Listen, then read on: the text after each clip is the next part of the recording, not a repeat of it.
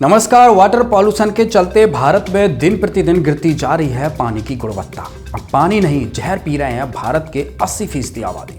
जी हाँ, आपने सही सुना। हाल ही में संसद भवन में सरकार द्वारा पेश किए गए डेटा के मुताबिक देश में हर 10 में से 8 व्यक्ति प्रदूषित पानी पीते हैं। रिपोर्ट में बताया गया कि भूजल में खतरनाक धातुओं की मात्रा बढ़ने के कारण अंडरग्राउंड वाटर अब जहरीला होता जा रहा है। पृथ्वी पर खाना पीना सब जहर होता जा रहा है। पृथ्वी पर हर एक प्राणी दुखी है।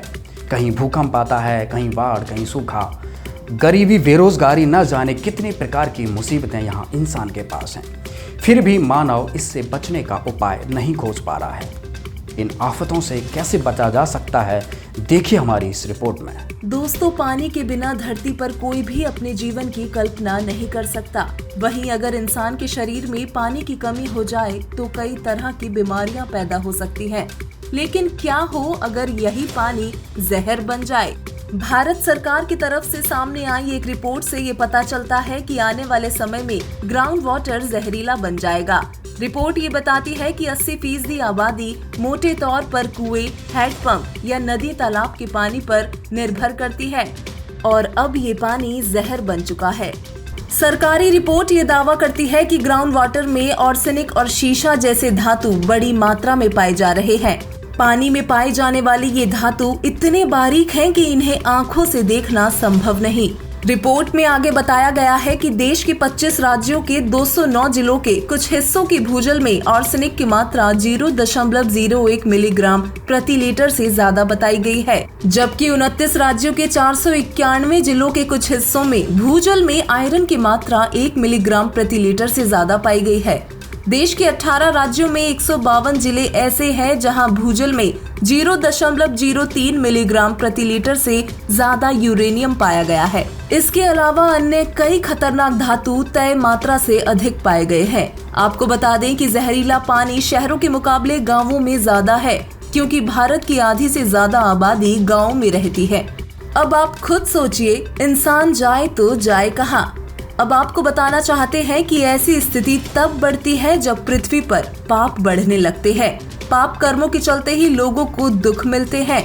इनसे यदि बचना है तो मानव के पास केवल एक ही रास्ता बचता है और वो है सद्भक्ति। सद्भक्ति से मनुष्य के पाप नष्ट होते हैं। सभी प्राणियों को सद्भक्ति करनी होगी, तभी प्राकृतिक आपदाओं से बचा जा सकता है। दोस्तों, कोई माने या न माने, लेकिन ये परम सत्य है कि ये पृथ्वी एक सजा पाने का स्थान है। यहाँ पर यदि सुख शांति का जीवन चाहिए तो कबीर परमेश्वर की सद्भक्ति करनी पड़ेगी। अपने आत्माओं, हम यहाँ कैसे फंसे? कोई जीवन आइए, आपको एक मोटे मोटे उदाहरण बताता हूँ। हम इन राजा लोगों को, मंत्री, प्रधानमंत्री, राष्ट्रपतियों को तो बहुत शक्तिशाली मानते हैं और ये आपदाएं इनको भी झेलनी पड़ती है।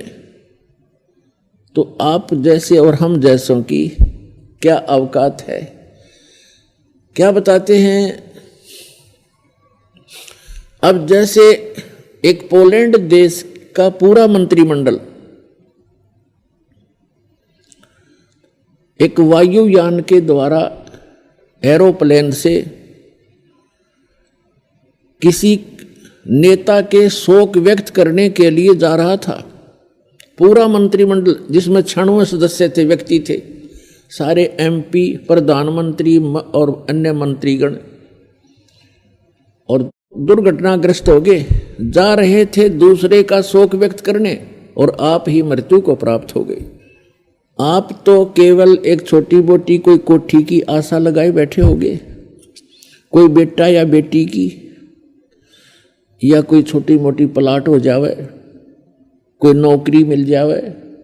और मंत्री और प्रधानमंत्री, उनकी कितनी आशाएं होंगी, वो किस आशा को लेकर जी रहे थे, और एक पल में वो आशा तो प्राप्त हुई नहीं, आशा तो पूर्ण हुई नहीं, शरीर पूर्ण हो गया, जीवन पूर्ण हो गया अचानक। ऐसे गंदे लोक में और हम ये बच्चों वाले खेल खेल रहे हैं। परमात्मा कहते आपकी बुद्धि को चोर ले गए, आपके पास है नहीं। यदि पृथ्वी को नरक होने से बचाना है तो सद्ज्ञान सद्भक्ति का रास्ता अपनाना होगा। इस वीडियो में इतना ही। बने रहिए ऐसे न्यूज़ चैनल के साथ। धन्यवाद।